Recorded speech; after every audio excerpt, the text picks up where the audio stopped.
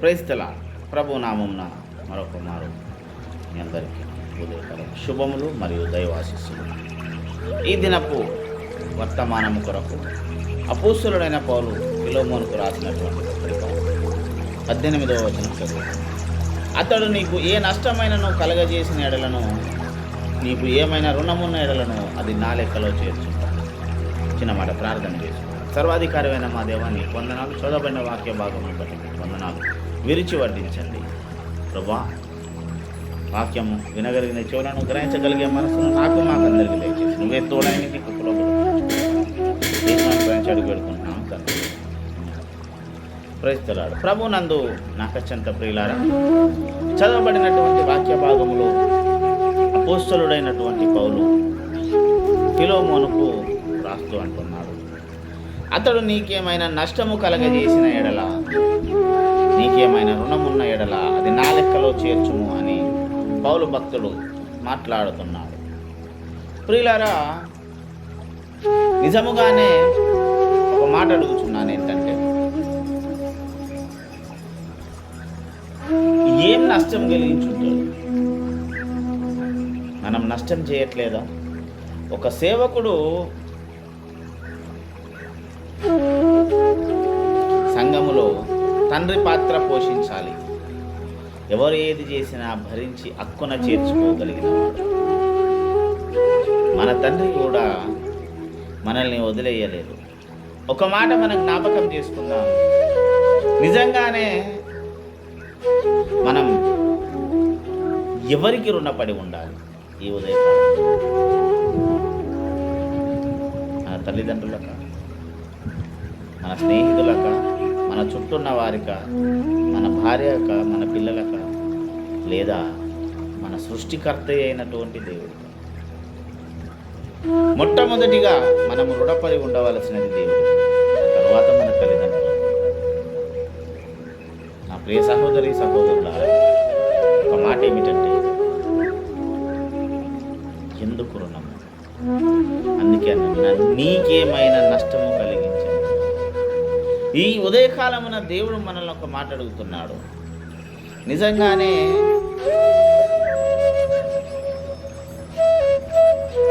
మన తరపున అడుగుతున్న, నా లెక్కలో చేర్చుకున్నాము తండ్రి. యేసు ప్రభుల వారు తండ్రి అయిన దేవుడు. ఇతను కానీ ఈమె కానీ ఏదైనా నష్టము కలిగిన ఎడల, ఎస్, నిజంగానే దేవుడికి మనము ఎలాంటి నష్టమును కలిగించలేదా? దేవుడి రాజ్యము, దేవుడి రాజ్య వ్యాప్తిలో, లేదా మన దైనందిన జీవితంలో మన ద్వారా దేవుడు ఏం నష్టపోయాడు? ఎంత మట్టుకు మనం నాకు ఈ వీళ్ళ వల్ల నష్టము, వాళ్ళ నష్టము జరిగింది అన్నాం. ఎస్, జరిగి ఉండొచ్చు. ఎందుకు జరిగింది అంటే, నీవు కొన్నిసార్లు దేవుని మాట కంటే ఎదుటివారికే మనం ఎక్కువ విలువిస్తుంటాం మన దైనందిన జీవితంలో. ముఖ్యంగా నా అనుకున్నవారు, నా అన్నవారు నువ్వు నమ్మి ఉంటావు అతిగా. వారు మోసం చేసి ఉంటారు. ఈ సమాజం ఈ కాలం అలాగే. నువ్వు నమ్మవలసింది దేవుణ్ణి, నువ్వు చూడవలసింది దేవుడి వైపు. ఎవరిని చూసినా వ్యర్థమే, ఎందుకంటే నమ్మకం అనేది లేదు. నష్టము కలగజేసిన ఎడల, ఏం నష్టం కలిగింది దేవుడికి? ఎప్పుడైనా ఆలోచించామా? ఏం నష్టపోయారు? దేవుడి రాజ్య మహిమ సమీపించరాని తేజస్సులో ఉండేటటువంటి దేవుడు నీ కొరకు, నా కొరకు, మన కొరకు ఆ గొప్ప మహిమ సామ్రాజ్యమును వదిలేసుకొని నీ కొరకు, నా కొరకు ఒక రిక్తుడిగా భూమి మీదకి వచ్చాడు. మన ద్వారా హింసించబడ్డాడు, మన కొరకు కష్టపడ్డాడు, ఉమ్మించుకున్నాడు, ఈసడించబడ్డాడు, ముఖాన ఉమ్మివేయబడ్డాడు. యేసు ప్రభు రక్తము కాచాడు, కొరడా దెబ్బలు తిన్నాడు.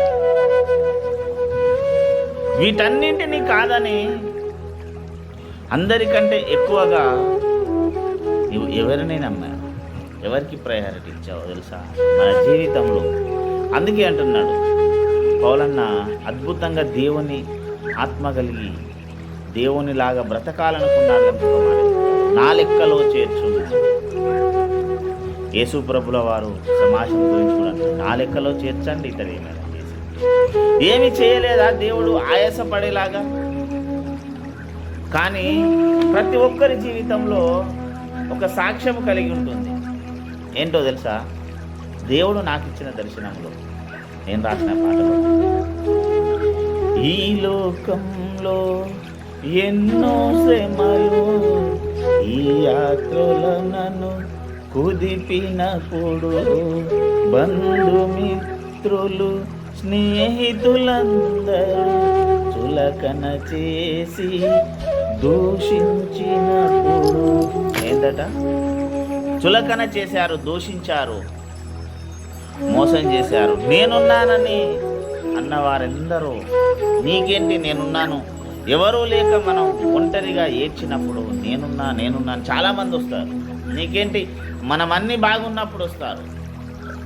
కానీ ఇతని వల్ల నీకు ఏదైనా నష్టము కలిగితే నేను తీరుస్తాననగలిగిన వ్యక్తి ఒక్కడూ లేడు. చివరికి ఈ సమాజం ఎలాగైంది అంటే, భార్య భరించలేని తప్పు చేస్తే భరించలేని తప్పే ఉండదు, కానీ ఆ తప్పును క్షమించే గుణం ఈరోజు భర్తకే లేదు. భర్త తప్పు చేస్తే క్షమించే గుణం భార్యకే లేదు. ఎవరు క్షమిస్తారు? అందుకే యేసు ప్రభుల వారు అన్నాడు, నా లెక్కలోవి ఏమైనా నష్టము కలిగింది. ఏం నష్టం చేశావు ఈరోజు? మన ప్రవర్తన ద్వారా, మన జీవితం ద్వారా ఏం నష్టం కలిగింది దేవుని దైవరాజ్యానికి, దైవరాజ్య వ్యాప్తికి? ప్రియులారా, మన బిహేవియర్, మన ప్రవర్తనే. ప్రసంగి అంటాడు, నీ ప్రవర్తన అంతటిని జాగ్రత్తగా చూసుకో. ఎందుకు ప్రవర్తన గురించి అంత పర్టిక్యులర్గా చెప్పాడు అంటే, మన ప్రవర్తనే ఈరోజు ఎదుట ఉన్న సమాజానికి కనువిప్పుగా ఉంది. ప్రతిదీ నిన్ను చూస్తున్నాడు. ఆకాశమందు ఆసీనుడైన వాడు కళ్ళు దించి నిన్ను చూస్తున్నాడు. నా ప్రియ సహోదరుడా, సహోదరి, ఏం చేస్తున్నా? చాలామంది అంటారు, నా వల్ల ఏనాటి నష్టం లేదు దేవుడికి కానీ, దేవుని సేవకు కానీ. అక్కడే ఉంది. ఎందుకో తెలుసా? నీవు దేవుని సేవకుల విషయంలో, దేవుని సేవా విషయంలో నువ్వేమున్నావు? ఏం చేస్తున్నావు? ఎక్కడ నువ్వు వ్యతిరేకతను మాట్లాడుతున్నావు? ఎక్కడ లేని ఆరోపణలను నీవు సృష్టిస్తున్నావు? లేని ఆలోచనలతో నీకు నువ్వుగా వ్యక్తిగతంగా ఎక్కడ దేవునికి దూరంగా వెళ్తున్నావు? మొట్టమొదటిగా ఒక విశ్వాసి చేయగలిగినటువంటి అతి ఘోరమైనటువంటి నష్టం ఏంటంటే, తనను తాను దేవునికి దూరము చేసుకోవడం. యేసయ్య ఏమడగట్లేదే నిన్ను? ఏంటి? నీ హృదయమందు విశ్వసించిన ఎడల అన్నాడు, నీ విశ్వాసము సరి అయినదైతే అన్నాడు. నిజంగా సరి అయినదిగా ఉందా? విశ్వసించామా? హృదయంలో ఎంత మట్టుకు విశ్వసించాం? నేను దేవుణ్ణి నష్టపరచలేదు అని మన గుండె మీద చేసుకొని దేవుడి సన్నిధిలో చెప్పగలిగిన స్థితి ఉందా? దేవుడు మన కుటుంబ ఆశీర్వాదం కొరకు, మన దీవెన కొరకు మోకాల్లోని ప్రార్థన చేయమన్నాడు. ఎంతమందికి ఈరోజు మోకాల్లోని ప్రార్థన చేసిన అనుభవం ఉన్నది? ఎంతమంది మేము చేస్తున్నాం? దేవుని పరిచర్య కొరకు నిలబడాలి అన్న ఎంతమంది నిలబడుతున్నారు? నీకు ఇచ్చినటువంటి తలంతును, దేవుడు నీకు ఇచ్చినటువంటి ఆ అనుభవాలను లేదా ఆ దీవెనలను, ఆ జ్ఞానమును దేవుని కొరకు నువ్వెక్కడ వాడుతున్నావు? దేవుడు నీకేదో కలిగించాడని, ఏదో చేశాడని నీవు దేవునికి దూరంగా వెళ్ళిపోతున్నావు. ప్రార్థన చేయడం ఆపేశాము, వాక్యం చదవడం ఆపేశాము, కానీ అనునిత్యము దేవునితో ఉన్నాను అంటున్నావు. ఓకే, నీవు విశ్వాసము కలిగి ఉండవచ్చు నీ హృదయంలో. అది ఎంత మట్టుకు స్థిరపరచబడినదిగా ఉంది. ఎక్కడైతే నీ విశ్వాసము బలహీనపడిందో దేవునికి నష్టము, దేవుని రాజ్యానికి నష్టము కలిగించే వారిగా మనం ఉంటాం.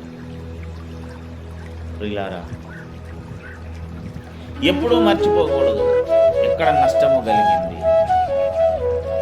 నీవెవరిని నమ్మావు? మనం అనుకుంటాం నేను మోసపోయాను, నేను ఏడుస్తున్నాను, ఎవరికి వచ్చిన నష్టం ఏంటని. కానీ నీ కన్నీటి నుంచి కార్చే ప్రతి కన్నీటి బొట్టుకు విలువ కట్టగలిగిన వాడు దేవుడు. అతి విలువైనటువంటి నీ కన్నీటిని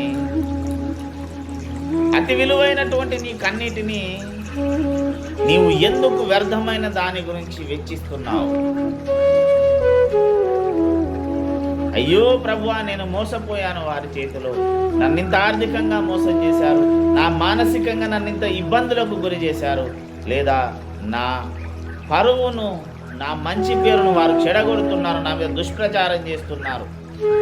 చేయని, ఎందుకంటే చేయని తప్పు నీవు అనవసరంగా ఎక్కడ ఉన్నదానికంటే ఎక్కువగా దూషించబడతావో, నీ ఎదుగుదలను చూడలేక సాతాను చేత వాళ్ళు నడిపించబడుతున్నారు. ఒకడు నీ మీద ఒక నిందేస్తున్నాడు, లేదా నిన్ను ముంచాలనుకుంటున్నాడు అని నీకు అర్థమైనప్పుడు గర్వించాలి. ఎందుకో తెలుసా? నీ శత్రువు వానిలో నుంచి నీతో కొట్లాడు. సాతాను చిన్నవాడేం కాదు, అతి బలవంతుడు. వాడు నీ మీద పోరాటం చేయాలనుకుంటున్నాడంటే నీవు ఎంత బలమైన స్థితిలో ఉన్నావో అర్థం చేసుకోగలగాలి. ఎంత గొప్ప స్థాయిలో ఉన్నావో నిన్ను నువ్వు అర్థం చేసుకోగలవు. ఆ అర్థం చేసుకోలేని స్థాయి నీకు ఎప్పుడైతే వస్తుందో అప్పుడు నీవు ఇతరుల మీద ఆధారపడ్డావు అన్నట్టు లెక్క.